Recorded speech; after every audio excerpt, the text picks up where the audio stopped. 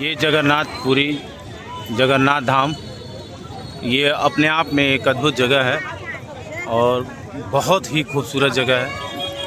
मन तृप्त हो गया बाबा जगन्नाथ का दर्शन करके, माँ बिमला देवी का दर्शन करके बहुत खुशी प्राप्त हुई। दर्शन, ये मेन गेट है माँ का।